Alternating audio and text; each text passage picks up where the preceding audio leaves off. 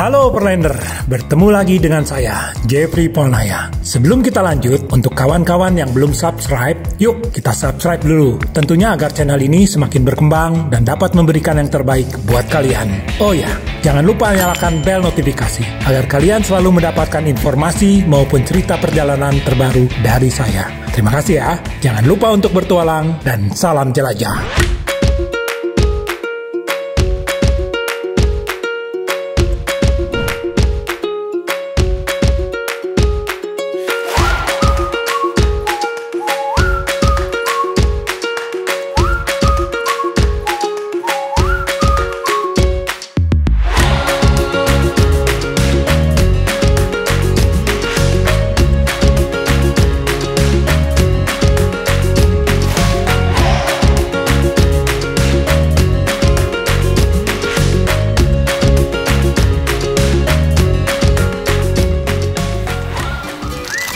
Halo Perlender, bertemu lagi dengan saya Jeffrey Polnaya. Pada kali ini saya akan menjawab pertanyaan-pertanyaan yang belum terjawab pada episode sebelumnya. Oke, kita mulai dengan pertanyaan pertama. Ini pertanyaan dari Ridwan Hanifan. Saya memiliki cita-cita seperti Om JJ. Cuma sampai sekarang saya nggak habis mikir berapa uang yang dikeluarkan untuk keliling dunia. Salam jalannya. Jadi begini, ini pertanyaan yang pasti akan diajukan oleh banyak orang. Intinya sebenarnya ketika kita memiliki cita-cita misalnya keliling dunia, selain tentunya kita harus mencoba mencari dana tentu, tapi juga yang tidak kalah penting adalah membangun skill, membentuk skill kita. Kita mulai dari touring kecil-kecil yang murah, sesanggupnya umum kita. Lalu ya kalau bisa buat vlog, buat apapun itu, sosial media, mulai terus berjalan waktu akan terbentuk nanti networking, terbentuk juga, mungkin sponsor mulai lihat dari yang kecil-kecil. Karena kalau kita hanya fokus pada berapa uang yang akan kita punya, kita mungkin tidak akan pernah pergi karena uang belum terkumpul. Ketika terkumpul kita pengen beli motor, kita pengen beli rumah, habis lagi. Hidup jalanin aja dulu, cita-cita gantung sambil kita arahkan terus. Tentunya tidak dengan lupa untuk berdoa ya. Kerja, berdoa. Jadi nanti setelah kita keliling-keliling mungkin terkumpul secukupnya, kita mulai mencoba ke Malaysia dulu, lalu mencoba lagi lebih, nanti itu akan terbuka jalan. Tapi yang paling penting adalah kita punya skill, apapun skillnya. Misalnya kalian pinter motret, wah itu duit itu. Kenapa? Karena dengan memotret di luar, misalnya kalian mengunjungi objek wisata yang langka, terus potret kalian bagus, bisa dijual ke majalah-majalah ataupun online magazine. Kan satu foto dihargai $50, $100, nggak ada masalah. Tapi jalanin terus. Saya dulu meninggalkan tanah air, nggak bisa motret. Kadang-kadang saya udah siang hari saya lihat potret bagus, malamnya aduh nyesel. Kok jadi jelek begini fotonya padahal pemandangannya bagus. Lalu saya belajar sendiri. Sampai satu saat saya terkaget-kaget ketika satu foto saya dihargai $1.000. Kan tidak ada yang tidak mungkin. Bayangin pas nggak punya uang $1.000, wah dari situ saya nggak habisin, saya beli kamera yang bagus biar motretnya lebih canggih. Jadi ketika kita punya dana jangan langsung dihabisin, diinvestkan lagi pada sesuatu yang membuat skill kita berlebih. Atau misalnya kalian pintar masak, ya masaklah, belajar. Nggak usah pintar semua masakan, misalnya kalian jago Chinese food, itu aja kalian pelajari secermat-cermatnya, terus difokuskan sampai jago. Gampang. Masuk satu tempat, saya mampir bentar nih, 5 hari, saya bisa masak ini, gini, yuk coba dah. Oke, wah enak, oke, udah sehari, Anda bayar saya lah $200, saya 5 hari kerja ya, ini saya kehabisan uang nih, lagi jalan keliling dunia. Oh, oke, 5 hari, dapat 1.000, jalan lagi. Tapi jangan sengaja datang ke negara tersebut untuk kerja, wah itu bisa kena masalah nantinya. Kecuali kalian datang dengan visa kerja, itu beda. Tapi hanya kalau untuk melintas ya oke lah. Walaupun itu pun tidak disarankan. Tapi paling tidak itu dapat memaintain perjalanan kalian. Atau dengan sosial media yang bagus, atau dengan apapun. Jadi akhirnya cita-cita tercapai, uang pun datang. Pertanyaan dari Ardi Septiadi. Kang, kalau keliling dunia gitu perlu dana jaminan yang harus standby di tabungan kita? sebagai persyaratan masuk ke setiap negara nggak? Terus saya tertarik cerita di buku Kang JJ yang Wind Rider pas di Balukistan, Afghanistan, dan daerah konflik lainnya. Saya mau sharing tips dan trik Kang JJ saat melewati daerah konflik. Senjata kayak gimana Kang? Tolong dibahas. Oke. Jadi ya sebaiknya kalau ada bagus. Karena gini, ketika kita punya dana tertentu, itu bukan mutlak dan satu keharusan. Kalau kalian punya dana tertentu di tabungan, paling tidak negara yang kita kunjungi tahu bahwa kalian tidak akan sengsara. Bila harus dipulangkan, kalian memiliki dana untuk pulang. Biasanya, satu negara tidak akan memilihkan kalian visa itu karena satu, negara tersebut takut kalian kerja di situ mencari uang dan pada akhirnya tidak meninggalkan negara tersebut. Kedua, suatu negara tidak memberi visa mungkin karena orang ini dianggap kriminal atau dapat membahayakan negara tersebut. Tapi kalau kita dapat membuktikan bahwa kita ke situ hanya mau lewat, menikmati pemandangan sebagai wisatawan, dan kita bisa keluar dengan tanpa membebani negara tersebut, biasanya dikasih. Tabungan jaminan itu bukan mutlak harus kita miliki, tapi bila kita memiliki, itu biasanya lebih mempermudah. Lalu yang berikutnya itu melewati daerah konflik. Intinya begini, di daerah konflik atau tidak daerah konflik, kita harus bisa menjaga diri. Kita harus jadi pribadi yang di jalan itu seperti invisible. Ada tapi tidak terlihat. Tidak terlihat tapi ada. Caranya bagaimana? Low profile saja, biar nggak usah kalau lewat satu tempat motornya brung, menarik perhatian orang, nggak perlu. Santai aja. Ada orang tegur. Jadi be nice saja. Biasanya banyak pintu akan terbuka. Maksudnya gini, ketika satu kejadian, misalnya Anda akan ditodong, mungkin ada pihak yang nanti akan menolong. Dan ketika kita tidak menantang, maksudnya bukan kita menantang bagaimana, tapi penampilan kita itu biasa saja, orang juga tidak akan mengganggu. Apalagi kita nice, kita baik dengan siapapun, biasanya juga yang datang orang-orang baik. Jangan salah bahwa di daerah konflik pun banyak orang baik. Jadi tidak semua daerah konflik itu semua jahat, ada orang baik. Dan mudah-mudahan mereka yang dipertemukan dengan kita. Intinya bahwa dalam kehidupan ini adalah dijalani aja, dinikmati dan tetap bersyukur pada Yang Maha Kuasa. Dengan demikian tentunya kita mudah-mudahan selalu dilindungi. Gitu. Ini ada pertanyaan dari Mas Aris. Selamat malam, salam jelajah. Pertanyaan saya mengenai perbekalan pakaian selama touring. Itu berapa? Dan nyucinya pas waktu kapan dan di mana? Soalnya dari episode 1 sampai 30 kayaknya belum pernah ada deh. Maaf kalau pertanyaannya terlalu garing. Nggak garing lah. Semua pertanyaan juga ada bermutu. Jadi gini, saya membawa t-shirt dari bahan yang cukup ringan khusus riding. Nah, t-shirt ini kalau digulung kecil, jumlahnya 6, jadi dari Senin sampai Sabtu. Biasanya hari Sabtu itu saya tidak riding. Kenapa? Karena hari Sabtu dan Minggu, di setiap negara, dimanapun, itu orang-orang berwisata. Jadi jalanan penuh, hotel penuh, banyak hal jadi lebih mahal. Jalan jadi lebih padat, tempat wisata juga penuh. Kita kurang menikmati. Saya lebih senang kalau sepi ataupun lebih luang tempatnya. Jadi itu alasan saya kenapa hari Sabtu dan Minggu saya usahakan tidak riding. Kalau bisa. Dan di saat itu ya saya nyuci ya nggak perlu kita nyuci sendiri aja kan. Ini kaos khusus disimpan di ember, sabun, cek gantung jemur. Itu bahan khusus ini kan quick dry. Kalaupun kita di kamar gitu karena di luar lagi hujan, itu satu malam besok siangnya udah kering.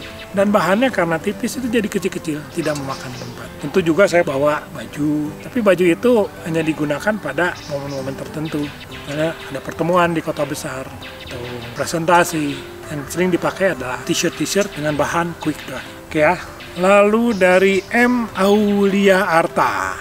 Seperti yang saya sudah komen dan belum dijawab dengan pasti, kapan Equatorite akan dilanjutkan? Apakah nanti saat C19 benar-benar hilang? Apakah menunggu C19 reda? Atau menunggu sampai Australia sudah tidak mengadakan lockdown agar bisa melewati perbatasan?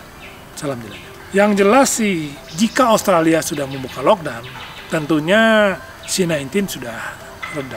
Kalau C19 benar-benar hilang, kayaknya nggak mungkin ya. Karena ini virus. Virus itu sesuatu yang akan selalu ada. Sampai kapanpun umur dunia, dia akan selalu ada. Tapi apakah virus itu sudah bisa dikendalikan atau tidak? Nah, itu para ahli sedang mencoba ke sana. Yang jelas saya akan melanjutkan perjalanan bila border sudah dibuka. Dan tentunya saat itu saya percaya bahwa C-19 sudah mereda. Dan saya akan sangat berbahagia bila vaksinnya sudah ditemukan dan virusnya sudah dapat dikontrol. Gitu. Oke, ini ada pertanyaan dari Engalobert Hawaii. Perawatan motornya gimana Om selama perjalanan di luar negeri? Nah, perawatan motor sama aja. Di dalam atau di luar negeri nggak ada masalah. Yang paling penting adalah setiap hari cek rantai. Rantainya kering nggak? Jadi ketika kita lihat rantainya hampir kering, jangan nunggu sampai kering, semprot. Semprot juga nggak perlu harus terlalu banyak karena nanti kotornya kemana-mana. Jadi secukupnya aja. Cek juga tekanan ban. Untuk oli, cek udah berapa jauh. Saya selalu ganti setiap 5.000, ganti sendiri. Tapi ingat, limbahnya jangan buang sembarangan. Bisa disetorkan, bisa juga disimpan di tempat khusus untuk limbah berbahaya. Jangan lupa juga cek tebalan kanvas rem. Dan buatlah benang merah dengan kendaraan yang kita gunakan. Jadi ketika ada suara yang aneh, yang tidak biasa, kita, ada apa ini? Lalu diperiksa. Jangan tunggu sampai motor itu rusak, baru kita ke bengkel. Saya selalu usahakan motor saya bersih. Karena itu adalah cara saya berterima kasih pada kendaraan yang sudah membawa saya kemanapun di dunia ini. Dan motor yang bersih dan dirawat dengan baik juga menjadi tidak rewel dan tidak bermasalah saat kita di jalan. Itu aja tipsnya. Jadi make your bike always clean. Kalau bisa. Ini pertanyaan menarik dari W. Sri Bintang. Kang, kalau negara yang paling susah yang pernah dilalui, susah SPBU, susah penginapan, dan susah tempat makan, kira-kira negara mana ya? Mungkin Siberia ya. Siberia di Rusia. Apalagi di Siberia itu kan ratusan kilometer sepi, nggak ada siapa-siapa. Kosong. Jalan pun gravel. Di jalur ini, itu penginapan sangat sulit. Saya pernah riding dalam satu hari 1.450 km. Itu hanya karena tidak ada penginapan. Bukan tidak ada karena tidak ada, tapi tidak ada karena penuh. Sampai ketika yang terakhir pun sudah 1.450 km, itu pun tidak ada. Tapi karena saya sudah tidak kuat melanjutkan perjalanan, karena sudah mulai gelap, dan saya menghindari kegelapan. Selain gelap itu kan ngedrop, jadi minus. Saya disarankan diberi tempat menginap di atas menara bersama penjaga menara. Dan ternyata itu tempatnya bagus banget.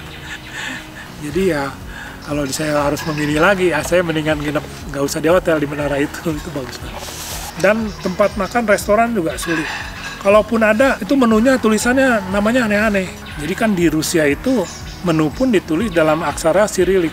Jadi ya sulit. Jalan keluarnya gimana? Nah, gini. Kita kan selalu bawa kamera, handphone kamera atau apa.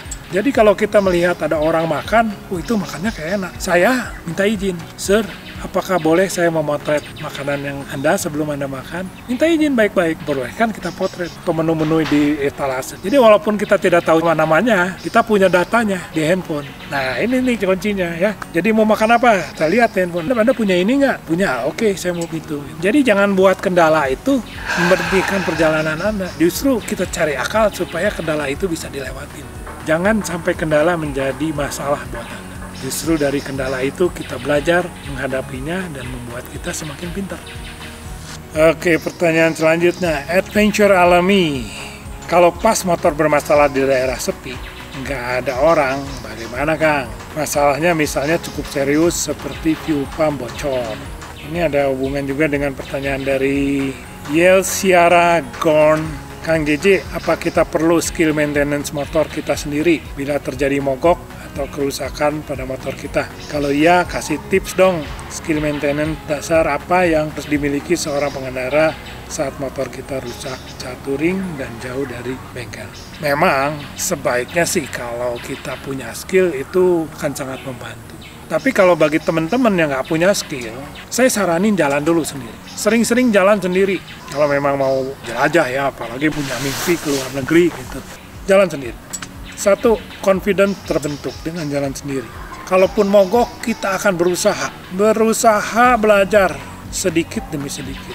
Paling nggak kita nggak harus pintar bongkar mesin. Tidak harus jago bongkar mesin. Tapi kita tahu cara kerjanya. Kita tahu misalnya kalau busi itu listriknya dari mana, karburator fungsinya apa. Jadi kita bisa membedakan. Kalau motor nih, lagi jalan tiba-tiba mati. Itu dari perlistrikan, nggak mungkin dari bensin. Kalau dari bensin mati, itu biasanya sebelum mati, bret, ada berbet dulu, terus habis bensinnya mati. Nah itu kendala dari bensin. 2 itu aja kita pelajari, karena walaupun kita jago memperbaiki motor, kalau nggak ada spare partnya gimana? Kan tidak bisa diperbaiki. Kan spare part itu harus di kota besar, karena kita nggak mungkin membawa semua spare part. Spare part yang kita bawa itu kan paling kanvas rem, kan busi, kabel-kabel kalau memang perlu kabel gas, kabel rem, atau bawa ban dalam kalau memang bannya belum tubeless. Jadi ya skill dasar lah paling tidak. Dan skill dasar ini bisa didapat ketika kita sering menjelajah sendiri kemana-kemana, kita mendapat masalah, lalu kita mau belajar. Lalu bila bermasalah di tempat sepi, saya pernah, intinya waktu itu ban saya bocor, dibetulkan, bocor lagi, dibetulkan, bocor lagi, dibetulkan. Akhirnya waktu itu saya belum bawa pompa, saya bawa gas. Gasnya habis, sedangkan saya di Alaska. Di jalan off-road, jalan raya aja di Alaska, mungkin sehari hanya 4-5 mobil yang lewat. Jalan off-road mungkin bisa sehari 2 hari bisa nggak ada yang lewat. Intinya adalah nomor 1, tetap tenang. Jadi kalau kita bermasalah, terus nggak bisa memperbaiki, tetap tenang. Itulah gunanya kita mempunyai bekal di motor. Itulah gunanya kita mempunyai tenda di motor. Kalau perlu kepinggirkan motor, kalau di tempat sepi kita tenda di pinggir jalan juga nggak ada masalah. Kecuali daerahnya daerah rawan, jangan di pinggir jalan. Kalau daerah yang misalnya di Alaska, itu rawan binatang, orang jahat sih tidak, banyak grizzly. Jadi ya udah berhenti, tenda tunggu, pasti ada yang lewat satu-satu. Tapi apakah lewatnya hanya sejam kemudian atau sehari atau 2 hari, makanya perbekalan. Tapi kalau kita panik, kita gugup, waduh bisa malah merusak banyak hal. Karena meninggalkan motor di situ nggak mungkin. Jalan kaki jauh juga kita mau kemana? Jadi jalan terbaik adalah buka perbekalan Anda dan menunggu. Jangan lupa berdoa supaya pertolongan datang dengan cepat. Nah, kalau Anda punya PIN khusus, SOS PIN, ya tinggal dipencet, pasti ada yang datang. Tuh, ya. Ini ada pertanyaan dari Jihan Haki Rais. Izin tanya Om, berapa jam per hari Om JJ riding? Start biasanya mulai jam berapa dan harus berhenti jam berapa untuk istirahat dan tidur? Saya biasanya riding start jam 8. Kalau di negara-negara yang kayak kemarin panas, ya lebih awal. Jadi bangun pagi buat sarapan dulu, tidak lupa jalan kaki dulu, riding. Yang terpenting bagi saya bukan jarak. Jarak tidak masalah, mau jaraknya hari itu hanya 200 kilo, ya nggak apa-apa. Yang penting pemandangannya bagus, enjoy, nikmati. Nanti menjelang sore itu jam 3 saya mulai mencari kira-kira di mana saya akan bermalam. Bisa browsing, bisa tanya orang mau di campground atau di mana. Lalu setengah 4, jam 4 saya sudah punya keputusan. Oke, saya mau di kota Anu dan usahakan jaraknya itu tidak lebih dari 1 jam perjalanan. Nah jam 5 sore kita udah sampai di tempat, buka tenda karena kita perlu checking riding gear, kita perlu juga download film-film semua. Jadi tidak hanya riding ya, setelah itu kan ada yang harus dikerjakan. Dan selama riding 2 jam maksimum, stop, refresh, olahraga ringan, jalan lagi, seperti itu. Oke ya, udah ya. Pertanyaan dari Panji Andika AP. Salam jelajah Kang JJ Windrider mau nanya, gimana caranya minta izin ke keluarga, terutama istri, untuk melakukan sebuah perjalanan seorang diri, dan minta tipsnya. Semoga aja saya bisa seperti Kang JJ, bisa sampai di luar negeri seorang diri. Amin, mudah-mudahan. Jadi gini, untuk minta izin ke istri, saya tanya balik sama kalian. Itu handphone masih ada password nggak untuk istri? Istri kalian lagi lihat HP kalian deg-degan nggak? Was-was atau takut ketahuan? Nah, kalau semua itu sudah dilewatin, istri kalian lihat HP, nggak ada masalah dan lain-lain, nah boleh, baru nanya. Berarti kalian berdua sudah tidak ada secret. Jadi biasanya untuk sebuah perjalanan tidak akan ada masalah. Tanya aja baik-baik. Ya izin, minta aja izin biasanya. Sebenarnya kan itu menyangkut soal kepercayaan. Tapi kalau kalian bisa meyakinkan bahwa it will be okay, itu akan baik-baik saja di jalan. Ya mudah-mudahan. Ini pertanyaan Alvin Kusdianto 6797. Halo Kang JJ, salam jelajah. Kang mau nanya, motor Garudanya masih di Australia Barat. Apa nggak hilang atau nggak kenapa-napa? Dan ada yang merawat nggak Kang? Ya, motornya masih ada di Perth, Australia Barat. Motor itu berada di tempat yang baik dan ada seorang rekan yang bantu merawatnya. Begitu. Ini Bapak K17. Salam jelajah Om. Saya Ketut dari Bali. Mau tanya Om, kira-kira kapan akan dimulai perjalanan Equatorite? Tadi udah dijawab ya. Yang kedua, Om sudah di tanah air ya, baru sampai. Kalau boleh tetap update video di YouTube ya Om, karena semua kisah dari Om sangat menginspirasi, termasuk kegiatan Om selama istirahat, saya juga ingin tahu. Makasih Om, tetap semangat dan salam jelajah. Ya terima kasih Pak Ketut, ya senang juga.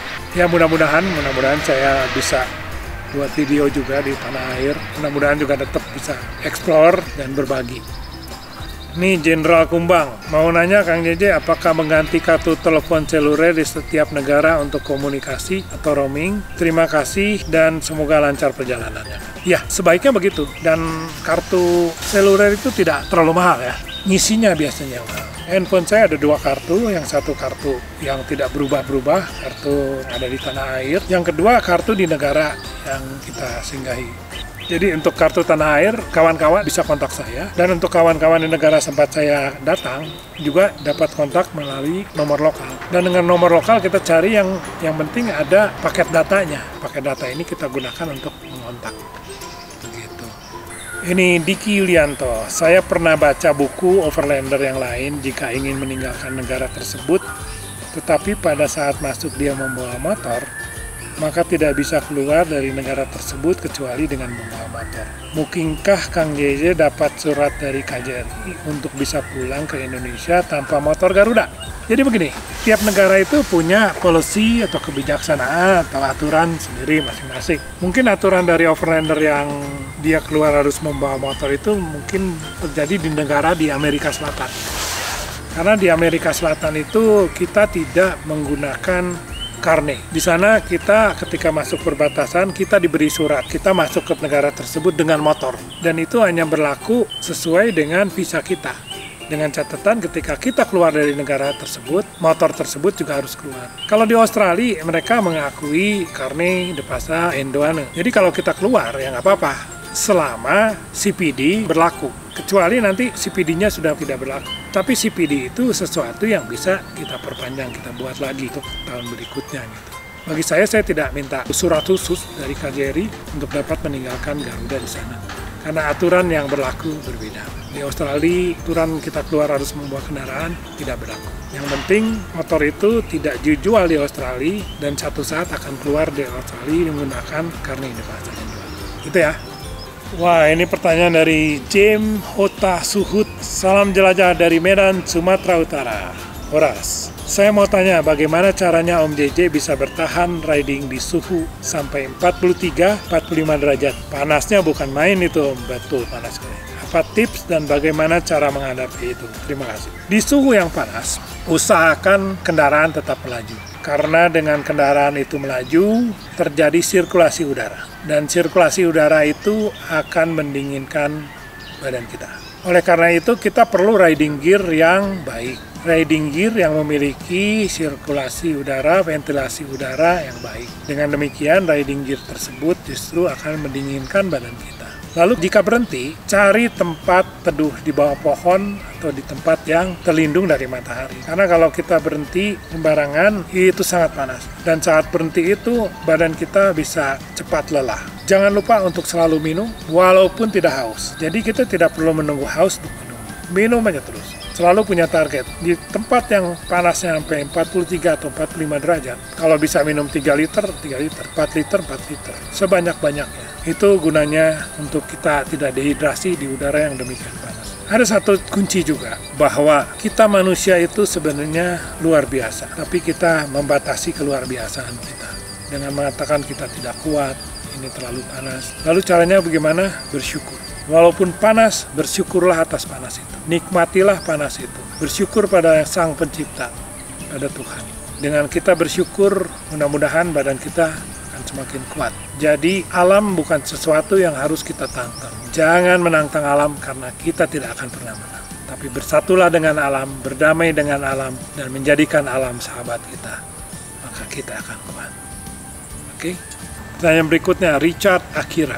Kang JJ mau nanya, kenapa sering pakai kacamata hitam?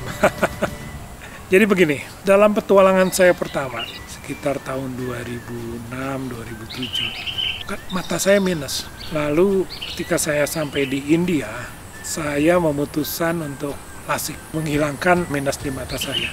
Lalu dalam proses menghilangkan minus itu, ini dokternya lumayan kreatif. Jadi dibuat sedemikian rupa sehingga mata saya itu bisa menerima sinar lebih banyak. Saya nggak tahu gimana caranya, tapi itu yang dia katakan. Jadi kalau malam hari saya bisa melihat sedikit lebih jelas dari teman-teman yang normal, karena mata saya menerima cahaya jauh lebih banyak. Tapi pada siang hari, mata saya akan mengalami kelelahan bila menerima sinar terlalu banyak. Jadi saya pakai kacamata. Jadi itulah sebabnya kenapa saya pakai kacamata. Juga terutama bila di foto. Kalau di foto kena blitz, wah saya bisa blanknya lebih lama. Karena itulah saya selalu pakai kacamata. Begitu. Terjawab ya. Jadi jangan nanya lagi nih soal kacamata. Udah tahu kan? Ini Ferdian Romensa. Salam jelajah Om JJ, yang mau saya tanyakan hal apa saja yang perlu disiapkan untuk mewujudkan mimpi kita berdua, baik dengan sponsorship ataupun modal sendiri, dan memberi tips apa saja yang perlu dibawa dalam perjalanan riding, serta apa saja yang tidak perlu dibawa saat riding. Sebagian pertanyaan ini udah dijawab ya dalam pertanyaan sebelumnya.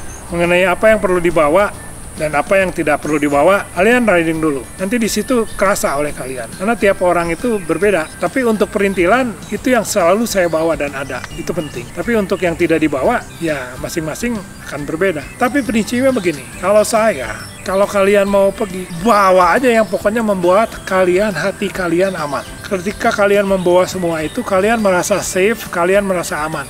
Bawa dulu. Jangan pikirkan apa kata orang. Mau kata orang, wah Anda kebawanya kebanyakan. Jangan pikirkan. Karena apa? Karena yang akan menjelajah bukan mereka, tapi Anda. Nah nanti setelah menjelajah, itu barang pasti berkurang satu-satu. Kayaknya saya nggak perlu ini. Ya Anda bisa kirim ke Bali, ke Indonesia. Atau Anda hadiahkan ke teman, atau jadi souvenir, apapun. Akhirnya kalian memiliki barang-barang yang memenuhi keinginan kalian dan membuat kalian merasa nyaman selama perjalanan. Gitu ya. Subur Jaya, tolong setiap episode atau perjalanan dibikin buku Om yang bisa dipasarkan buat panduan kita, ngikutin, tahu rincian perjalanan, dan syukur-syukur ada tiket-tiket dan budget bensin biar makin banyak yang seperti ini. Ya mudah-mudahan satu saat saya bisa terbitin buku. Saya nggak janji, tapi ya kita lihat.